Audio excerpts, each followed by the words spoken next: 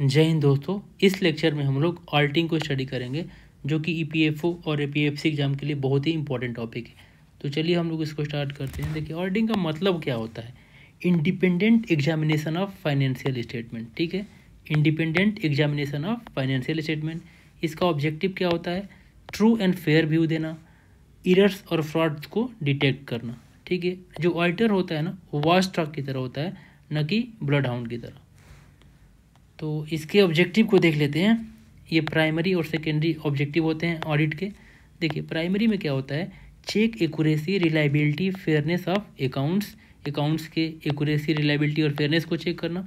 Ensure compliance with accounting standard and law. ठीक है, अब सेकेंडरी को देख लेते हैं। Detects error, detects frauds, suggest improvement in internal control. ठीक है, ये सेकेंडरी इसके ऑब्जेक्टिव हो जाएंगे। जो एरर्स होता है ना, वो क्या होता है? अनइंटेंशनल होता है, और जो फ्रॉड्स होता है इंटेंशनल होता है, यानी जानबूझ के किया जाता है इसको। अब देखिए, टाइप्स ऑफ ऑडिट को देख लेते हैं। देखिए, बेस्ड ऑन ओनरशिप के बेस पे ऑडिट के कितने टाइप होते हैं? 3 टाइप के होते हैं। स्टेचुरी हो गया, इंटरनल हो गया और गवर्नमेंट हो गया। जो स्टेचुरी ऑडिट होता है ना, वो कंपल्सरी बाय द लॉ होता है, यानी इसको करना ही करना है। जो इंटरनल ऑडिट होता है ना, वो डन बाय एम्प्लॉयज़ के द्वारा इसको किया जाता है। ठीक है, और जो गवर्नमेंट ऑडिट होता है ना, वो क्या करता है? गवर्नमेंट अकाउंट का। ठीक है, उसको क्या बोलते हैं? गवर्नमेंट ऑडिट बोलते हैं। अब बेस्ड ऑन टाइम पे के बेसिस पे देख लेते हैं ऑडिट के टाइप को। कंटिन्यूअस ऑडिट, जो पूरे साल चलता है। जो इंटरिम ऑडिट होता है ना, वो मिड ईयर में होता है। और जो फाइनल ऑडिट होता है, वो क्या होता है? साल के अंत में होता है। अब बेस्ड ऑन स्कोप देख लेते हैं। कंप्लीट ऑडिट और पार्शियल ऑडिट। जो कंप्लीट ऑडिट होता है ना, वो इंटायर बुक्स का किया जाता है, और जो पार्शियल जो ऑडिट होता है ना, वो सिलेक्टेड एरिया का किया जाता है। ठीक है, स्कोप के बेसिस पे तो कंप्लीट और पार्शियल हमने देख लिया। अब देखिए, बेस्ड ऑन ऑब्जेक्टिव देख लेते हैं। इसमें फाइनेंशियल ऑडिट हो जाएगा, कॉस्ट ऑडिट हो जाएगा, मैनेजमेंट ऑडिट हो जाएगा, टैक्स ऑडिट हो जाएगा, परफॉर्मेंस ऑडिट हो जाएगा और सोशल ऑडिट। ये किस पे है? टेक बेस्ड ऑन ऑब्जेक्टिव है। अब देखिए, इसको डिटेल में देख लेते हैं थोड़ा। जो फाइनेंशियल ऑडिट होता है ना, वो क्या चेक करता है? फाइनेंशियल स्टेटमेंट करेक्ट है कि नहीं है, इसको चेक करता है, और शो करता है ट्रू एंड फेयर व्यू को। ये किसके द्वारा किया जाता है? स्टेचुरी जो ऑडिटर होता है ना, इसके द्वारा इसको फाइनेंशियल ऑडिट को किया जाता है। ये फॉलो करता है अकाउंटिंग एंड ऑडिटिंग स्टैंडर्ड को फॉलो करता है। इसका फोकस क्या है? एक्यूरेसी और कंप्लायंस इसका मेन फोकस एरिया है। जो कॉस्ट ऑडिट होता है ना, वो क्या करता है? चेक करता है कॉस्ट रिकॉर्ड को और कॉस्ट सीट को चेक करता है। अभी चेक करता है ना कि जो कॉस्ट करेक्ट है कि गलत नहीं है, फिर जो रिसोर्स यूज किया जा रहा है वो प्रॉपरली यूज हो रहा है कि नहीं हो रहा है। ठीक है, अब देखिए, मैनेजमेंट ऑडिट को देख लेते हैं। इसका मेन फोकस एरिया क्या होता है? इफ़िशियंसी ऑफ मैनेजमेंट को देखना। क्या करना? इफ़िशियंसी ऑफ मैनेजमेंट को चेक करना कि how well management is performing. Planning को देखना, एचआर को देखना, ऑपरेशंस को देखना और डिसीजन मेकिंग को देखना। ठीक है, अब देखिए, टैक्स ऑडिट को देख लेते हैं। देखिए, check compliance with income tax rules. Check compliance with income tax rule required for large turnover and receipt. इसका फोकस क्या होता है? करेक्ट इनकम रिपोर्टिंग, यानी इसका मेन है ना कि ये कंप्लायंस करना चाहिए इनकम टैक्स रूल के हिसाब से। जो भी आपका फाइनेंशियल स्टेटमेंट हो, वो कंप्लायंस होना चाहिए इनकम टैक्स रूल के हिसाब से। जो परफॉर्मेंस ऑडिट होता है, उसको देख लेते हैं। इसमें हम परफॉर्मेंस को चेक करते हैं बाय यूजिंग 3 E's क्या होता है? Economy, efficiency, effectiveness. इकोनॉमी का मतलब लो कॉस्ट, इफ़िशियंसी का मतलब हाई आउटपुट, और इफेक्टिवनेस का मतलब गोल अचीव्ड। देखिए, इकोनॉमी, क्वालिटी ऑफ परफॉर्मेंस को इसमें चेक किया जाता है। इकोनॉमी, इफ़िशियंसी और इफेक्टिवनेस, 3 E's आपको याद रखना है। इकोनॉमी, इफ़िशियंसी और इफेक्टिवनेस। सोशल ऑडिट जो होता है ना, वो सिटीजन के द्वारा किया जाता है। इससे क्या होता है? ट्रांसपेरेंसी इंश्योर होती है, अकाउंटेबिलिटी होती है और पब्लिक पार्टिसिपेशन बढ़ता है। चलिए, अब एरर्स और फ्रॉड्स को देख लेते हैं। देखिए, एरर्स क्या होता है ना, ये अनइंटेंशनल होता है। क्या होता है ये? अनइंटेंशनल मतलब जानबूझ के नहीं होता ये। इसके भी 4 टाइप होते हैं। Error of omission, error of commission, error of principle and compensating errors होते हैं। देखिए, एरर ऑफ ओमिशन का मतलब क्या होता है? रिकॉर्ड मिसिंग होता है, इसमें रिकॉर्ड मिसिंग होता है। और एरर ऑफ कमीशन में क्या होता है? रॉन्ग एंट्री होता है। यहाँ पे एंट्री रॉन्ग हो जाती है। अब एरर ऑफ प्रिंसिपल में क्या होता है? अकाउंटिंग रूल वायलेटेड, यहाँ पे रूल ही वायलेशन हो जाता है, रूल का वायलेशन हो जाता है। और कंपनसेटिंग एरर में क्या होता है, कैंसल ईच अदर, ये एक दूसरे को कैंसिल कर देते हैं। जो फ्रॉड्स होता है ना, ये क्या होता है, इंटेंशनल होता है, यानी जानबूझ के होता है ये। जैसे इसके एग्जांपल क्या है, misappropriation of cash and goods, गलत इस्तेमाल करना कैश और गुड्स का, manipulation of accounts, fictitious purchase and sales, ये सब क्या है, फ्रॉड्स के एग्जांपल हैं। अब देखिए इंटरनल कंट्रोल सिस्टम को देखते हैं।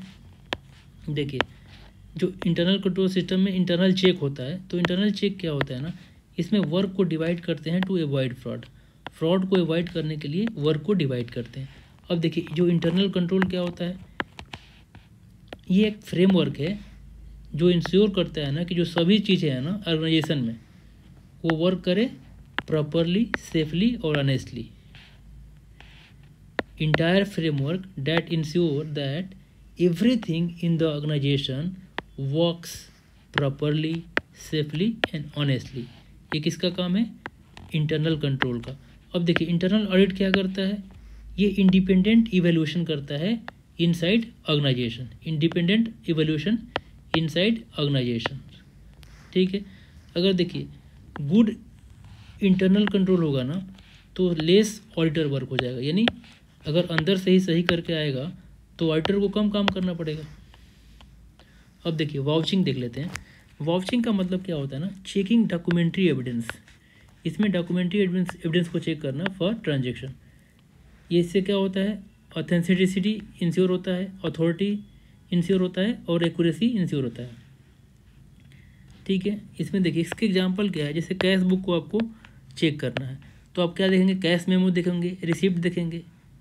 ऐसे ही परचेजेज को आपको वेरीफाई करना है तो परचेज ऑर्डर को चेक करेंगे, जीआरएन को चेक करेंगे, जीआरएन का मतलब गुड्स रिसिप्ट नोट को चेक करेंगे, इनवॉइस को चेक करेंगे।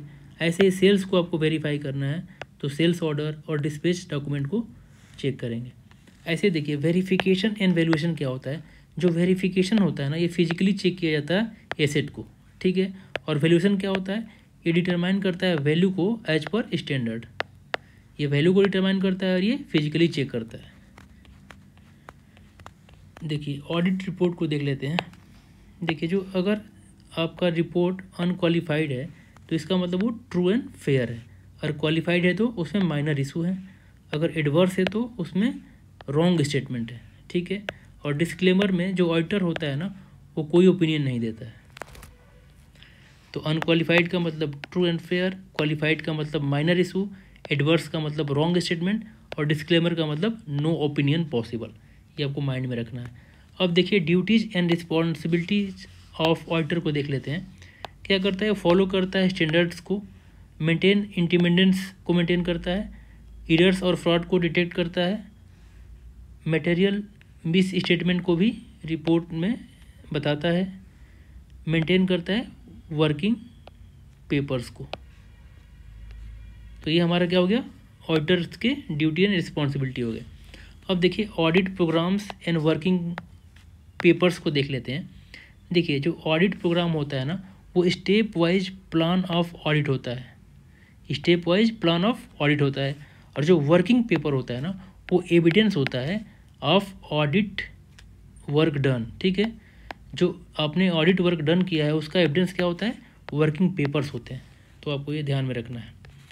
अब देखिए कंपनी जो ऑडिटर होते हैं उसके बारे में देख लेते हैं। जो कंपनी के ऑडिटर होते हैं ये appointed in annual general meeting में इनका अपॉइंटमेंट होता है, 5 साल के टेन्योर होता है, रोटेशन उनका मैंडेटरी है बिग कंपनी के लिए। जो ऑडिटर कैनॉट होल्ड शेयर्स, वो शेयर को होल्ड नहीं कर सकते उस कंपनी में। Cannot audit if related party, अगर उसमें पार्टी है तो उसको अभी वो ऑडिट नहीं कर सकते हैं।